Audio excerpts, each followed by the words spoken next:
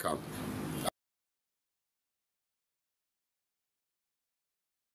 An b'i kɔ ka question minnu n'a fɔra ko mɔgɔw ka kɔrɔ ɲini n'i y'a kɔrɔ sɔrɔ mun mana bɛɛ dan an b'i kɔ mɔgɔw ka question na ka se k'a bɛɛ sɔrɔ. Fɔlɔfɔlɔ 20,000 bɛ d'o ma, filanan 10,000 bɛ di o ma, sabanan 6,000 bɛ di o ma, naaninan 4,000 bɛ di o ma, duurunan 2,000 bɛ di o ma. Mɔgɔ minnu garizigɛ ye fara ci an bɛ n'o fɔ aw ɲɛna. An b'i kɔ ka créeli vraiment ka taa ɲɛɲini fɔlɔ an y'aw bila k'o mun kɛ ka se ka an b'i kɔ ko ɲɛɲini ka se ka don an b'i kɔ ko ka enquêtew kɛ ka se ka an b'i kɔ ko ka gɛrɛ u la ka bɔ u kalama k'u ba baara kelen dɔn. Donc franchement an y'aw bila mun na an b'aw bɛɛ lajɛlen fo ka an b'i kɔ ka mɔgɔw yɛrɛ fo k'a daminɛ a sanfɛ mɔgɔ f'a duguma mɔgɔ. Mɔgɔ bɛ baara kɛlaw ma i y'a faamu an b'i kɔ ka s'a mobili bolilaw ma ka s'a giribolilaw ma ka s'a fosse labɔlaw ma ka an b'i kɔ mouvement an b'i kɔ ka mɔgɔw bɛɛ lajɛlen fo. Aw minnu yɛrɛ bɛ mouvement bɛ aw la n'aw dalen n'u la n'aw b'u kɔ halisa a ye tɔw bɔ mouvement an b'i kɔ kalama. An b'i kɔ ɲamaw bɛ cɛ cogo min, an b'i kɔ fantanw bɛ lahinɛ cogo min, an b'i kɔ fantanw bɛ dɛmɛ cogo min, an b'i kɔ fantanw ka degunanko, fantanw ka ɲaninanko, fantanw lawasaliko, fantanw furakɛliko. Mouvement an b'i kɔ soso o bɛ kunbɛn cogo di, bana bɛ kunbɛn cogo di, soso ani bana ani jinɔgɔ ni kɔnɔgɔ ani samiya olu bɛɛ de bɛ ɲɔgɔn na. Ni mɔgɔ min ko k'i bɛ fantanw furakɛ i bɛ mun kɛ fɔlɔ? I bɛ bana kunbɛn. N'i k'i bɛ bana kunbɛn fantanw bɛ bana kunbɛn ni cogo di? I y'a faamuya wa? N'o ye sanke sulen soso fagalan na fantanw bɛ bana kunbɛn cogo di? O ye mun ye? Nɔgɔ de bɛ na ni soso ye. Soso bɛ kunbɛn cogo di? Yɔrɔw bɛ jɛya cogo di? Soso ji de bɛ na n'a ye. Jinɔgɔw bɛ kunbɛn cogo di? Jinɔgɔw bɛ boli cogo di? Kɔw bɛ labɔ cogo di? I y'a faamu? Ni mɔgɔ min hamina nin bɛɛ la e yɛrɛ bɛ an b'i kɔ la. Mouvement an b'i kɔ Batulu Ɲang ale ka jeu de tun bɛ yen. Donc o jeu in an y'a fɔ cogo min minnu gagnera mouvement an b'i kɔ semaine tɛmɛnen n'o ye juma ye ka n'a bila bi juma la minnu jouera mouvement an b'i kɔ jeu la an bɛ na o jaabi de di aw ma. Mɔgɔ caman jouera, mɔgɔ 1000, mɔgɔ 100 joli, mɔgɔ bɛ yen nɔ a cayara. Mais sisan an kɛlen ka a tirer conclusion kɔfɛ mɔgɔ minnu garijɛgɛ ye fara ci an bɛ na olu fɔ aw ɲɛna. Aw ni ne an ka lamɛn ɲɔgɔn bolo. Namara t'a jeu la, nata t'a jeu la, mɔgɔ tɛ laganya jeu la. A bɛ k'i bɛɛ ɲɛna jɛbɔngolo kan bamananw b'a fɔ o ma carte sur table. O de bɛ wele bamanankan na ko jɛbɔngolo kan. Carte sur table gbɛgbɛ o de ye carte sur table. Tubabuw b'a fɔ ten tɔ carte sur table. Bamanankan na o de bɛ wele ko jɛbɔngolo kan. Maninkakan na o de ye gbɛgbɛ. Y'an ka taa fɛ. Ok. Première. Mɔgɔ fɔlɔfɔlɔ mun bɛ yen n'o gagnera. Mamba. 4 points. Mamba ye 4 points sɔrɔ. Sur 5 questions. Sur 5 questions. Pour la Mamba ale ye question Mamba. Deuxième. Korotum Jabi.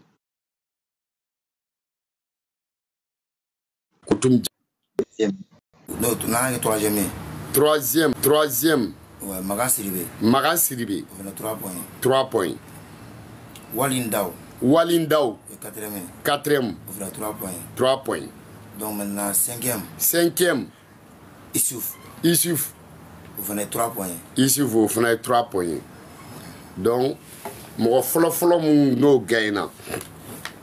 question minnu posera n'ale ka sɔrɔta cayara ni bɛɛ ta ye o de ye Mamba. O tɛ kelen. Mamba ale de gagnera. Mamba de garijɛgɛ ye fara ci. Mamba ale gagnera 100,000 francs. Mouvement an b'i kɔ Batulu u ka question na i y'a faamuya wa? Mamba de garijɛgɛ ye fara ci. Question kun ye jumɛn ye ni mɔgɔw kun bɛ k'o ɲini pour que ka se ka gagner ni tombola in na o de ye mouvement an b'i kɔ a créera san jumɛn mouvement an b'i kɔ a secrétaire général fɔlɔ kun ye jɔn ye mouvement an b'i kɔ u ye kɔlɔn fɔlɔ jumɛn sen mouvement an b'i kɔ u ye kɔ fɔlɔ jumɛn labɔ ani sɛnɛ ɲeleni mun tɔgɔ bɛ fɔ ɲeleni kun ye jɔn ye ɲeleni kun bɛ bɔ dugu jumɛn na donc a mɔgɔ si t'a la mun ye question in bɛɛ sɔrɔ an b'o fɔ fɔlɔ mɔgɔ si tɛ mun y'a bɛɛ sɔrɔ n m'o faamuya mais mun surunyara mun ka question sɔrɔta cayara ni bɛɛ ta ye o de kɛra Mamba ye Mamba kɔfɛ Korotum Jaabi marakamuso o kɔfɛ marakamuso o ye filanan ye o kɔfɛ Magan Siribe fulakɛ o fana bɛ Walindaw numukɛ Sɛngɛmɛ Isufu olu de gagné bon mɔgɔ munna Mamu gagné parce que Mamu ye question 4 sɔrɔ mɔgɔ si m'a bɛɛ sɔrɔ fɔlɔ mɔgɔ o mɔgɔ ko mouvement an b'i kɔ k'a créera 2021 mɔgɔ caman y'o sɔrɔ mouvement an b'i kɔ a secrétaire général fɔlɔ o ye Binta ye Binta Nyang mɔgɔ caman y'o sɔrɔ mouvement an b'i kɔ u ye kɔlɔn fɔlɔ jumɛn sen mɔgɔ si m'o sɔrɔ bɛɛ ko Sikaso fanba Sikaso mouvement an b'i kɔ u ye kɔlɔn fɔlɔ minnu sen olu senna Kasela minnu fourage fɔlɔ minnu senna fourage 2 ninnu fɔlɔ mun ni mouvement an b'i kɔ y'a sen Sikaso tɛ mouvement an b'i kɔ ka kɔlɔn fɔlɔ minnu senna o kɛra Kasela donc mɔgɔ caman y'o yɔrɔ jɛ i y'a faamuya wa Kasela hali Mamu yɛrɛ m'o sɔrɔ i y'a faamuya Kasela o fana kɔfɛ mouvement an b'i kɔ u ye kɔ fɔlɔ jumɛn labɔ o de kɛra Bangoni na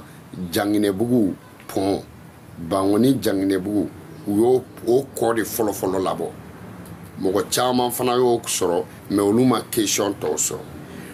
mouvement an b'i kɔ a secrétaire général ye Bita Nyang a bɛ ka place jumɛn jouer mouvement an b'i kɔ a kɔnɔ bi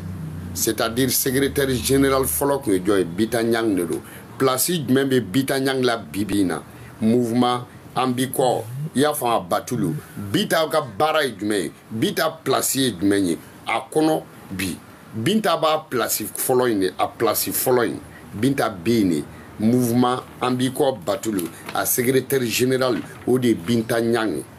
o de kama n'a y'a ye mouvement an b'i kɔ ko caman na mɔgɔw t'a dɔn a bɛ place mun na u mana ye Batuluko la mɔgɔw t'a dɔn a ka baara kɛta ye jumɛn ye u mana ye Batuluko la u mana ye i y'a fɔ mouvement an b'i kɔ n'i ye Binta y'a fɛn o fɛn na i k'a dɔn k'a fɔ mouvement in Binta Nyang n'o ye Batulu dɔgɔmuso ye a mouvement digne ale de mouvement kɛra ale de elle est le plaque tournant de mouvement c'est-à-dire mouvement yɛrɛ a moteur ye ale de Binta Nyang mouvement yɛrɛ a fɔ ale de bɛ a baara bɛɛ kɛ ale de b'a jumeau bɛɛ a bougeliw kɛ a dugutagaw kɛ a ciw kɛ a ɲɛnabɔliw kɛ a kunkololakow Binta Nyang yɛrɛ de ye mouvement in c'est-à-dire mouvement in plaque tournant ye ala ka balimaya to donc question bɛɛ ma sɔrɔ ka da mun kan mɔgɔ fɛ a fɔra ko mouvement an b'i kɔ créera san jumɛn 2021 mouvement an b'i kɔ Batulu a créera 2021 kelen mouvement an b'i kɔ a secrétaire général fɔlɔ ye jɔn ye Binta Nyang mouvement an b'i kɔ u ye kɔlɔn fɔlɔ jumɛn sen o kɔlɔn senna dugu jumɛn na o kɔlɔn senna i y'a faamu Kasela mouvement an b'i kɔ u ye kɔ fɔlɔ jumɛn labɔ o kɛra Bangoni kɔ ye Janginɛbugu Bangoni Janginɛbugu ye mouvement an b'i kɔ Binta Nyang a bɛ place jumɛn na bi secrétaire général sɛnɛ ɲeleni a bɛ bɔ dugu jumɛn na donc aw yɛrɛ bɛɛ k'a lajɛ jɔnni b'a dɔn ni mun yɛrɛ b'a la k'e jouera a ye nin question bɛɛ sɔrɔ i k'a dɔn k'i ye premier i yɛrɛ k'a dɔn nin question in est-ce que e y'a bɛɛ sɔrɔ e kɔni jouera i ye caman sɔrɔ mais mɔgɔ si tɛ aw yɛrɛ tulo b'a la mun sera k'a bɛɛ sɔrɔ Mo fama wa. Donc namara te ne balate do namara ko la. Non non non. Donc mɔgɔ mun fana ka sɔrɔta cayara ni bɛɛ ta ye o de ye Mamu ye. Mamu kɔfɛ marakamuso Jaabi, Jaabi kɔfɛ ainsi de suite Sidibe, Sidibe kɔfɛ Ndaw kɔfɛ Isuf, olu de gagnera. Mais n bɛna bɛɛ détail ye. Mouvement Ambiko a créé Fanta Mangamba Saba. Mouvement Ambiko Batulu a créé 2021. Ni munu y'o sɔrɔ olu yɛrɛ ka terrain kelen ci olu ye kelen sɔrɔ. Mouvement Ambiko a créé san jumɛn a créé 2021 a y'o terrain kelen ci. Mouvement Ambiko y'o faamuya wa a secrétaire général fɔlɔ ye jɔn ye Binta Nyang i b'o terrain ci. Mouvement Ambiko a créé kana bila bila u ye kɔlɔn fɔlɔ jumɛn sen kasela i yɛrɛ b'a lajɛ n'i y'o sɔrɔ i b'o terrain ci kɔrɔ. Mouvement Ambiko u ye kɔ fɔlɔ jumɛn labɔ Bangoni kɔ Bangoni Janginɛbugu kɔ n'i y'o fana sɔrɔ i bɛ terrain kelen ci. Mouvement Ambiko Binta Nyang bɛ place jumɛn na bi n'i y'o fana sɔrɔ secrétaire général i b'o terrain kelen ci. Sɛnɛ Ɲeleni vice présidente i b'o terrain ci kɔrɔ.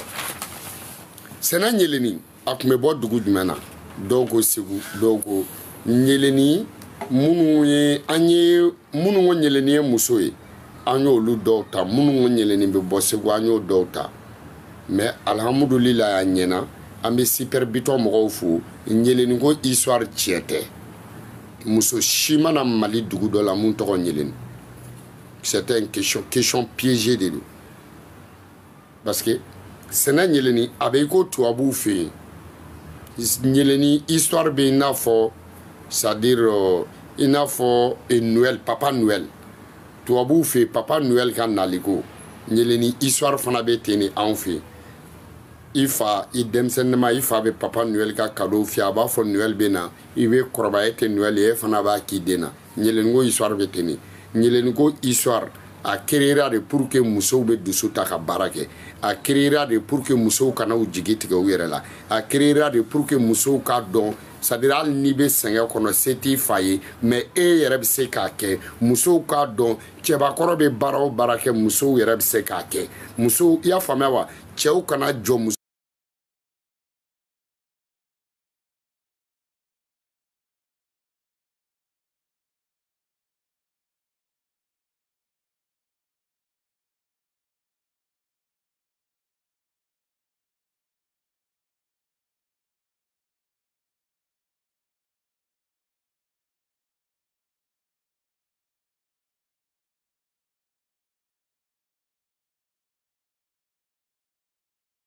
c'était pour encourager les femmes minnu ko ko Ɲeleni tun bɛ bɔ Segu super bitɔn mɔgɔw ko k'a tun bɛ bɔ Segu dugu dɔ mais Ɲeleni tun bɛ nin dugu kelen in de la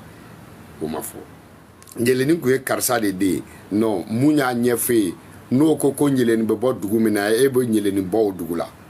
n'o y'a f'i ɲɛna histoire mun na k'a fɔ Ɲeleni kelen tun b'a fa bolo e b'o lakali a bɛ i ko tubabuw ka Papa Noël ko donc super bitɔn mɔgɔw bɛ fo parce que Ɲeleni ko histoire kɛra sababu ye fo trophée dɔ nana da ni mun ye muso bɛɛ dan baara la e de ye Ɲeleni ye ni mun ye muso bɛɛ dan faso defani na e de ye Ɲeleni ye ni mun ye muso bɛɛ dan denmisɛnninw olu ka siniɲɛsigi la e de ye Ɲeleni ye ni mun ye musow bɛɛ dan éducation i y'a faamuya o tali la ba la e de ye Ɲeleni ye donc bi na Ɲeleni mun bɛ yen o de ye Batulu Ɲang yɛrɛ ye Batulu yɛrɛ de ye Ɲeleni ye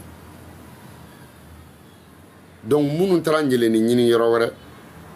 n b'a histoire fɔ aw ɲɛna ka tila ka n'a fɔ aw ɲɛna bi na n'u ye ɲininka ko jɔn ye Ɲeleni ye Mali kɔnɔ a fɔ Batulu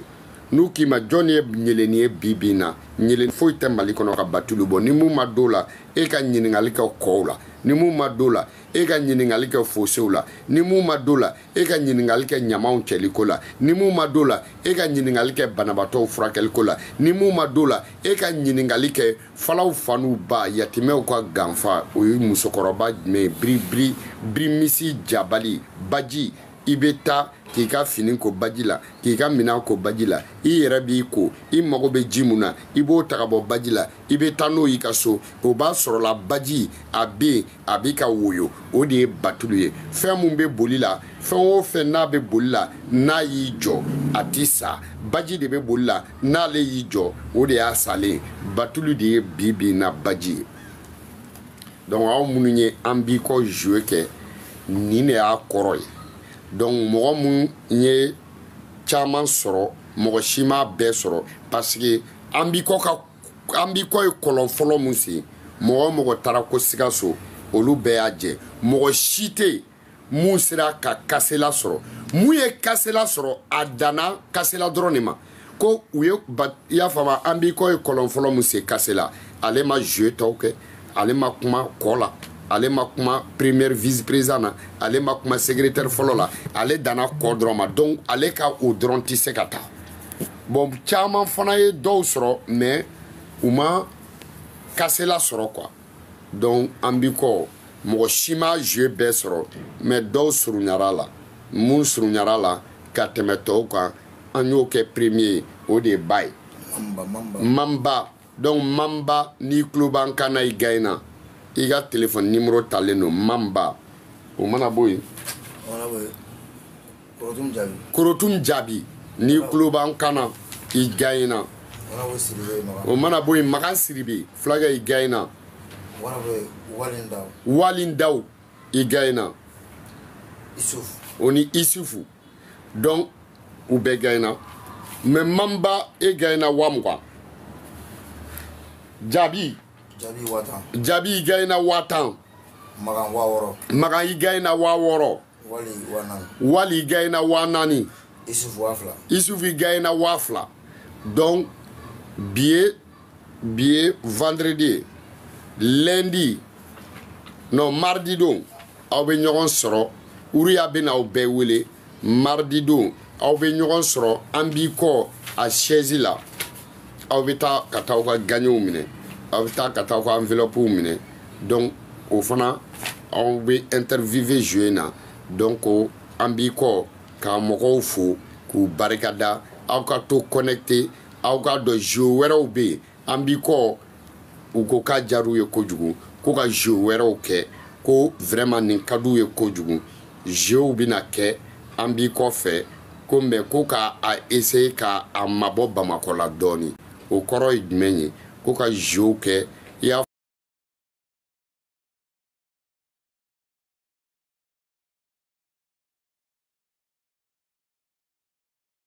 kɛ donc an b'i kɔ ka prochaine na an bɛna o fana kɛ k'aw bɛɛ lajɛlen fo donc an b'i kɔ mɔgɔw mardi don Uriya ne yɛrɛ den Uriya ni an ka gagnants u bɛ rendez-vous bɛ di ɲɔgɔn ma mardi après midi mouvement an b'i kɔ o siège kɔnɔ aw bɛ ɲɔgɔn sɔrɔ yen aw bɛ taa aw ka gagnants minɛ k'aw bɛɛ lajɛlen fo ni kun ye bi ta ye